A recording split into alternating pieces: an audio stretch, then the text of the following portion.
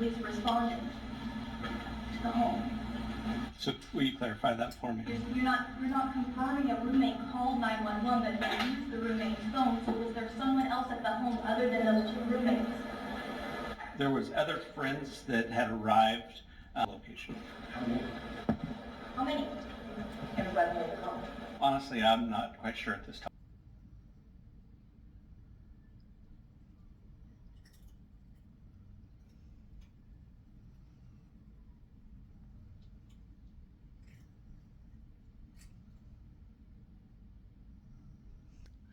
This is the Banfield alcohol offense video. The minors at 3:01 in the morning, Saturday leading to Sunday morning, the 13th of November. I've showed you before, pay attention to Saeed's hands.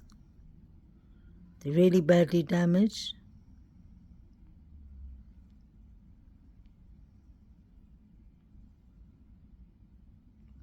Such injuries could have only come from a sharp object like a knife. Apologize, trigger warning. Should have said that in the beginning. We're going to some vulnerable pictures here. Look at what Saeed is watching. We can clearly see red liquid. If you see the picture down, somebody has on a white mask. Look at these three characters. They look odd. So does Saeed. They refused to stop for the police, ran into the field. The reason I keep on repeating these things is because these are really important evidence that other people were involved. Or maybe that other people did it and BK had nothing to do with it at that time or at all. BK is car pinged after 4 a.m. The crimes clearly happened between 3 a.m. to 4 a.m. We saw the figures running. We saw the Banfield stop. We saw the car in front of the girl's house. We saw the headlights. All this came on the news. This was in the beginning. Just because things are debunked, I'm not going to consider them as debunked because the timeline does not match with the Hyundai Elantra at all. And I see all these red flags that cannot be ignored. Every rock has to be unturned. Nothing should be left. Look at the tall guy on the right with his hands folded. The shirt looks much smaller than him. Doesn't make sense. Look at Saeed's hands. Look at the one in the middle with the one glove. Where's his other glove? Is it the one Chris McDonough found outside the house, allegedly? The guy with the hoodie is the one we saw in the surveillance in, what was that road? Wellenter Drive. He's near the garbage bin, putting his hand in, getting out something or putting in something. Aren't they all red flags? Are we going to ignore them? Because these are not footages I made up. This is in Law and Crime too. This is in all the news channels. This is the stop. This is what Saeed was watching. And look at Saeed's hand.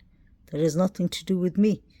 I'm just showing you what I see and what I observe. These killings happened 3 weeks ago, and at the time of this recording, no arrests have been made, no suspect identified, and no murder weapon recovered. And joining me to talk about the latest in this investigation is my sidebar co-host, Anjanette Levy, who is on the ground in Moscow, Idaho. Anjanette, it's good to see you. I know it's freezing over there. Before we get into this idea of the car, a very important aspect of this car that police mentioned, can you tell us where you are right now, what the scene is?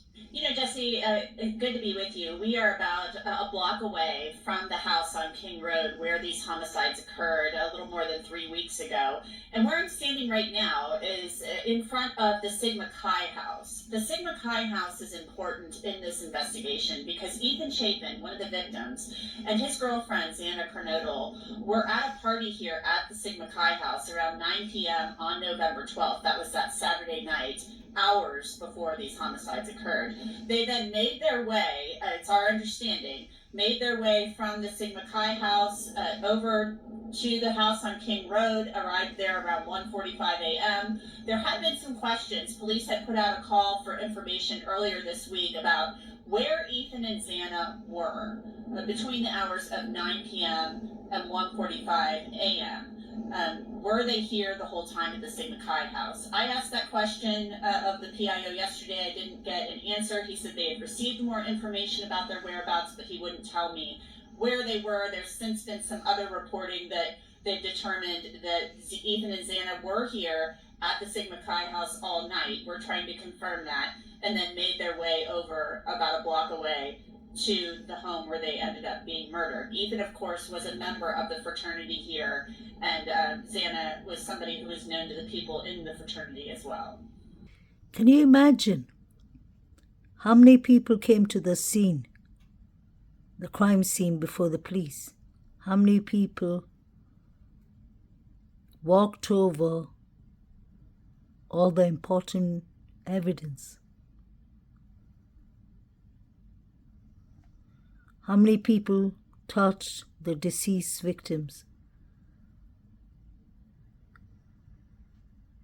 Any one of those people who were in the crime scene could have known, worked with, or socialized with Brian Christopher Koberger, and they came to a crime scene before the police 8 hours later, 6-7 hours later. Look at how many different DNAs are inside this resident before the 911 call. Take note of that.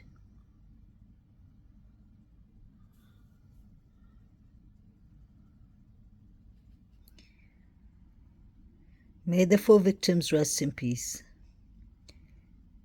If DM and BF expect us to believe that they were in shock modes or phases, that they were too scared, it's going to be difficult, because allegedly they were texting each other, or they were texting each other. They couldn't have been talking about boyfriends or friends or what they were going to do next day or what they were going to do the next week, because active quadruple murders was going on. You can imagine how loud that would have been.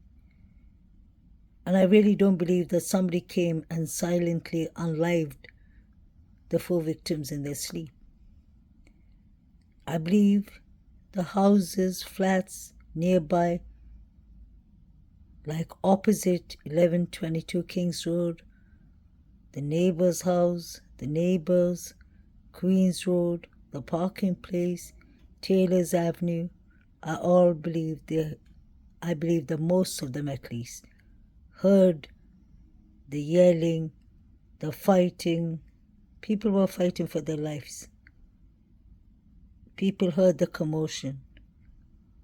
But this is the Greek lifestyle. Nobody cared. Or actually people cared for themselves. They were scared that they wouldn't be accepted to the Greek lifestyle, that they couldn't continue being there.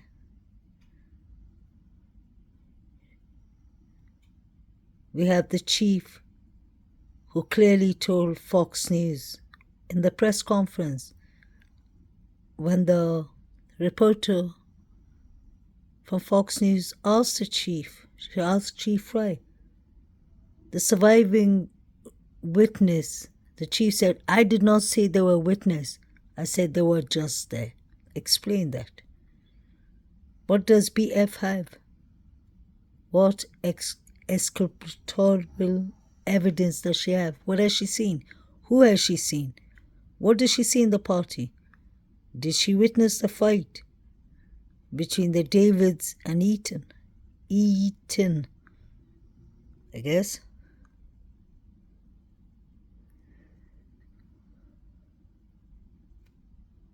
Who was talking? Kaylee.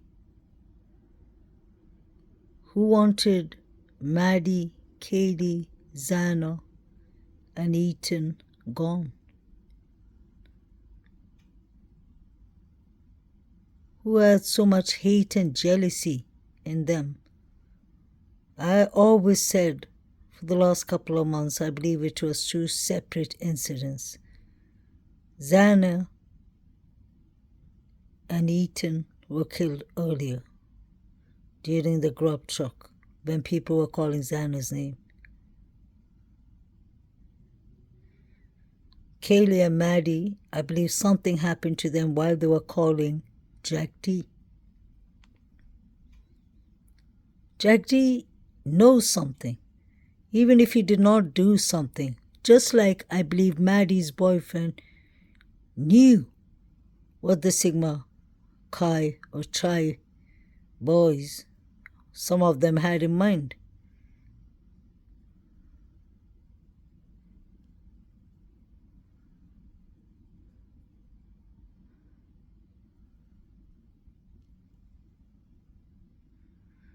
We have DM, who allegedly is suffering through survivor's guilt, according to her father, and stepmother. And a couple of days later, DM goes to a party. There was costumes and all, and she was smiling. I'm not saying her life should stop because of what happened, but she could be a bit mindful that the 4 victims, families and loved ones are mourning and grieving and trying to figure out what happened to their loved ones. Doesn't she have an adult who could tell her to keep it a bit low? BF allegedly got engaged is what I heard. These people have long moved on.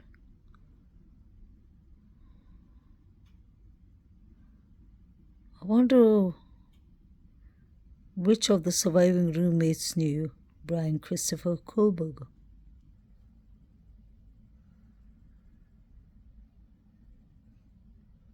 This house used to be known as the party house. There were many different people here. Anyone could have had the motive and access to come into this house. Let's be honest. The sliding door makes so much noise when you open and shut it. How come nobody heard what was going inside the house? How come the police never kept the noise down? Why didn't they report it to the deans? At least these 4 victims, even if they got expelled from college, they would have still had their lives. Why didn't Jack D answer the calls? Was he really sleeping?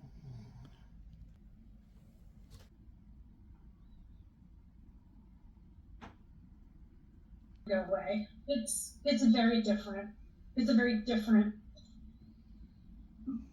2 a.m. is a dark hour, I can tell you that.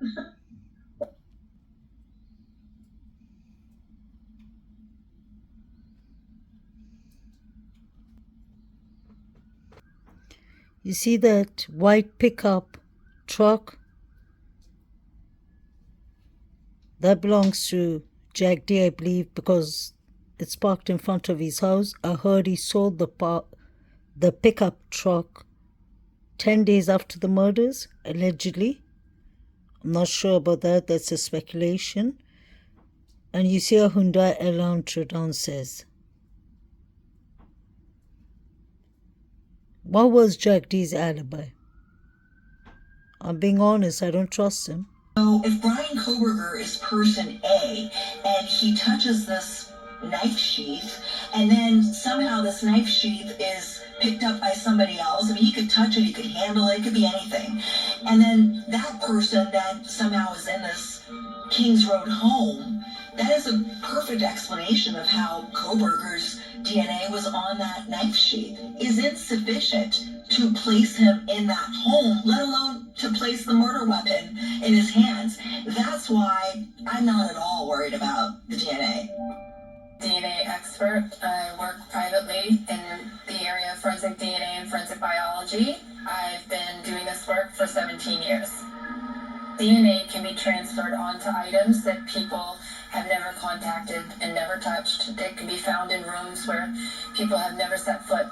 He may never have touched that sheath, and his DNA could have been transferred there by some contact with another item or another person.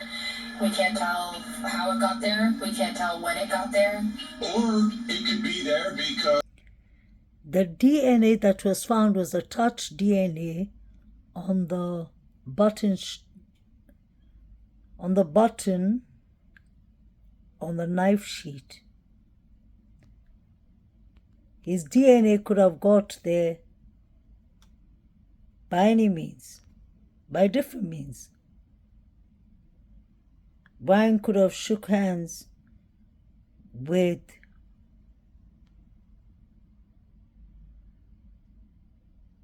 somebody who just shook hands with Bethany, I believe. Because the DNA chances there, like we heard the forensics expert, she said that you may have never been in the place and your DNA can be found there. So this is touch DNA. Koberger's Hyundai Elantra pinned around 4 a.m. when they finally made a stop, according to the prosecution. But we see another car, its headlights flashing in front of the girl's house in Kings Road, 1122 Kings Road, around 3 a.m. Wasn't the original timeline in the beginning 3 a.m. to 4 a.m.? Everyone can go back and check that. These are the facts. So all of a sudden, after 49 days, we're supposed to take a new timeline. No wonder things are not making sense. If the timeline doesn't make sense, nothing makes sense. Nothing can make sense. So don't blame us, people that are asking questions to find out what's missing in the puzzle, because this doesn't make sense. We're not kids. We're not children. We can see something is clearly wrong here and it needs to be corrected. Just imagine. This is something I hardly talk about. My question is, imagine, just imagine, if Brian Christopher Koberger is not guilty and is given the capital punishment.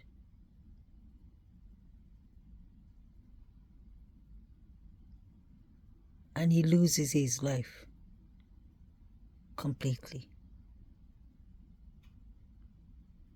And imagine if he's the one who did not do it.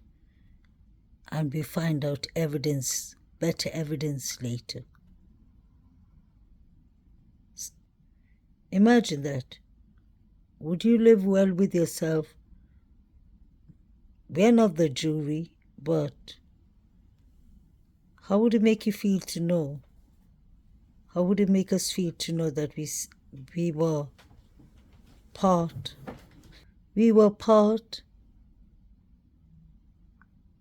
of the public that judge an innocent man?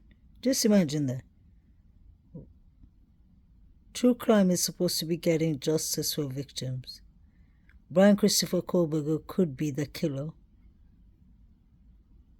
Brian Christopher Koberger could be involved, or Brian Christopher Koberger could be totally innocent. That's why the correct justice is important. Where was Murphy during the times of murders, during the time of these murders? Because apparently there wasn't any blood evidence, there wasn't any forensic evidence on Murphy the dog. We heard Alivira Congaves, that is Kaylee, the sister, who clearly said that Kaylee did everything right. She took the body system home,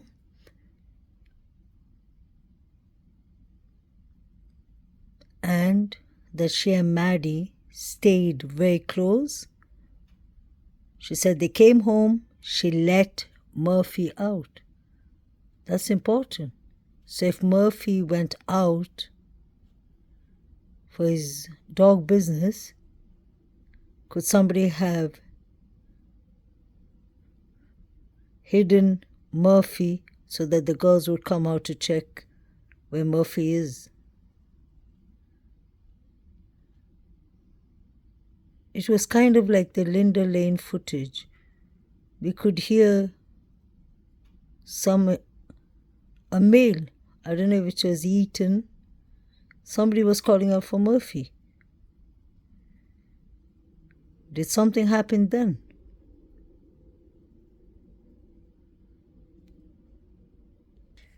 This was at 3:01, the alcohol offense, and you can see the light, the car light in front of the girl's house flashing.